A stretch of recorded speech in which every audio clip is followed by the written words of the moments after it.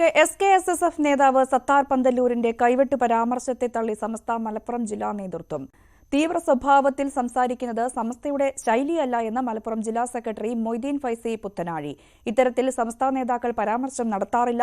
തീവ്രവാദികൾക്കെതിരെ എന്നും നിലപാടെടുത്ത പ്രസ്ഥാനമാണ് സമസ്ത.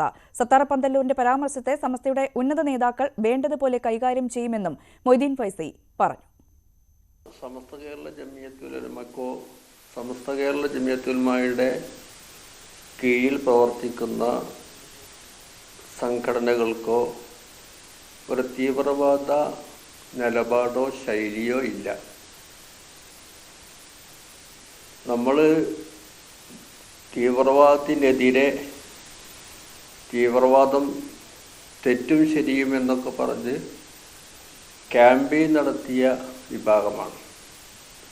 NDF ഇവിടെ വന്ന കാലഘട്ടത്തിൽ അതുപോലെയുള്ള തീവ്രവാദ സംഘടനകളൊക്കെ പ്രത്യക്ഷപ്പെടുമ്പോൾ അതിലേക്കൊന്നും സമൂഹം ആകൃഷ്ടരാകാതിരിക്കാൻ വേണ്ടി പ്രതിരോധ നിര സൃഷ്ടിച്ചവരാണ് ഇവിടെ SKSF-ഉം SYS-ഉം